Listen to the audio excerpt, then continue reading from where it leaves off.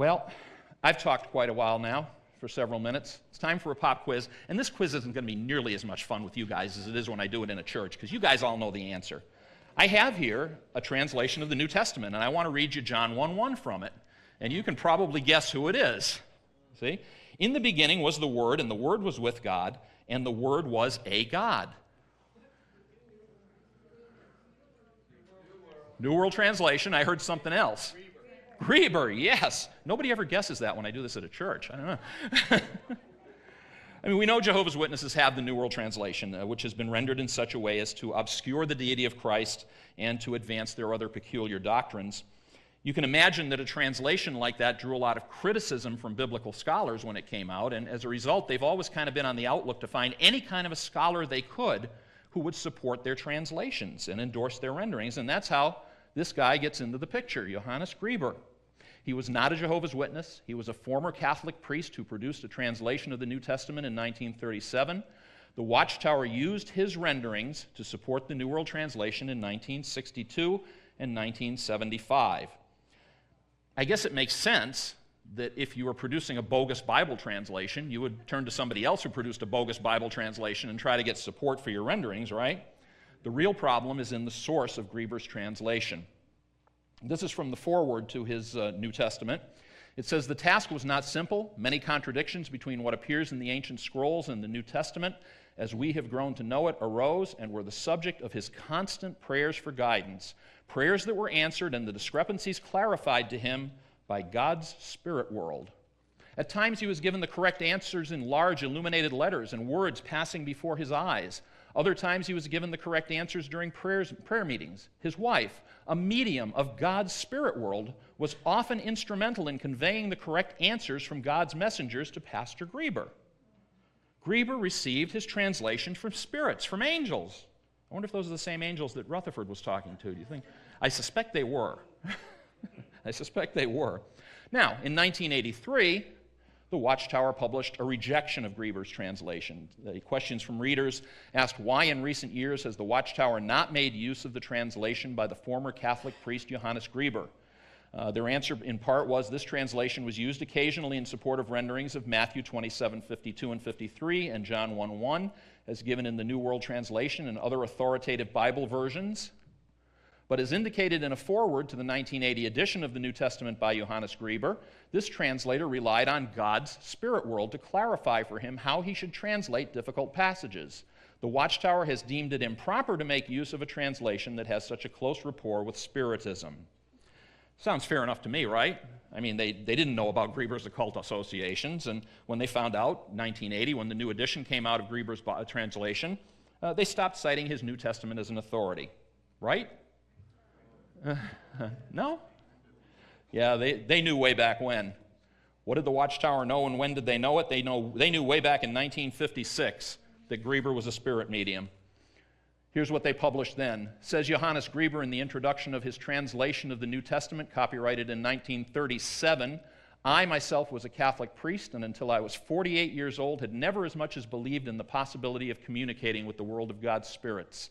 The day came, however, when I involuntarily took my first step towards such communication and experienced things that shook me to the depths of my soul.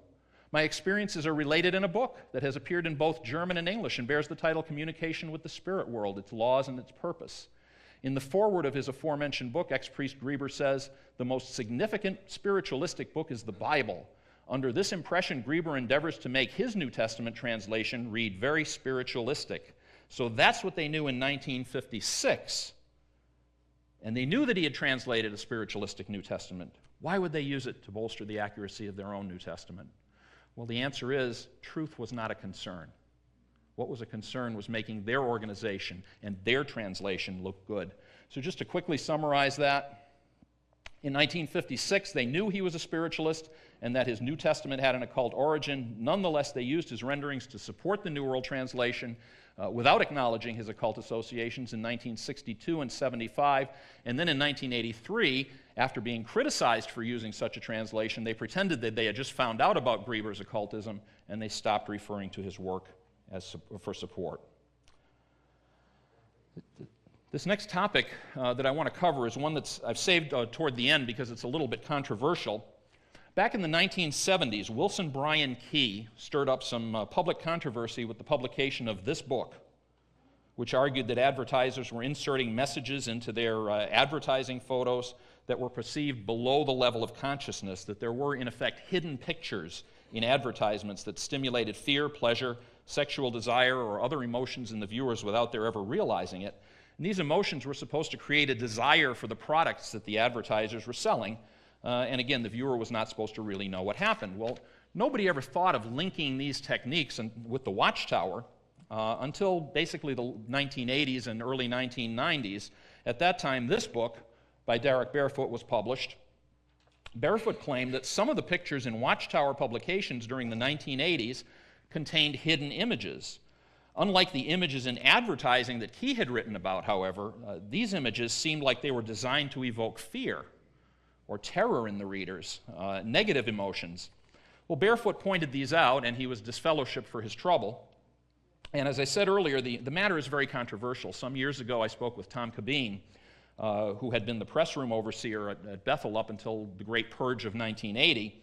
And at the time, he kind of expressed skepticism about these pictures. So it's not something that's clear. Now, you'd have to say, well, Tom left in 1980. Basically, the pictures started showing up after that. So I'm not sure. I don't want to really try to sway you guys either way. I have my own thoughts about it. But the point is that not everyone is in agreement about these images actually existing.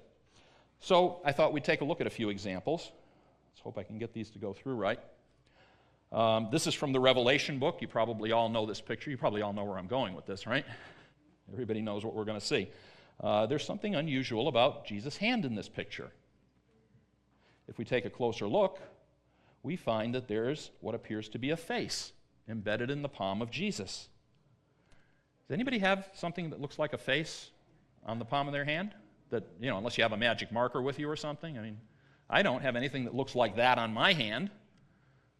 If anything, it would look like an abnormal growth, but it looks like a face. Why would the Watchtower artists draw Jesus in that way?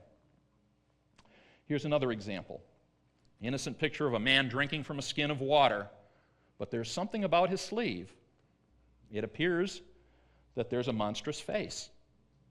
And if we look closely at the face, we find the word Jah is formed by the teeth of the face. Jah, as any good Jehovah's Witness knows, is the shortened poetic form of the name Jehovah. Why would the monster in the man's sleeve have Jehovah's name in his teeth? What would motivate an artist to include this type of image? Now, this one may be the best known. There we go. Best known and probably the earliest of the hidden images that I'm aware of. In fact, it was this one, I believe, that started the rumors flying in the organization in the first place. We have an image of some women here who are innocently out doing some street work and field service, but there's, once again, something going on in that lady's dress. And if we take a closer look, it's a little harder to see when it's blown up big like this. It's fairly clear if you look at the picture actually in the magazine, but it's a little, blowing it up like this seems to destroy some of the imagery. But I don't know if you can see the image of the face. Can you still see it right there from the screen? Yeah. In fact, if we compare this face with the publication of a later Watchtower, there's that one again, and there's what looks to me like the same guy. And that's a picture of a pagan god, as the article acknowledges, and most sources say that it looks like Zeus, a well-known image of Zeus. Why is Zeus in some lady's folds of her dress as she's going out in field service? Doesn't make sense.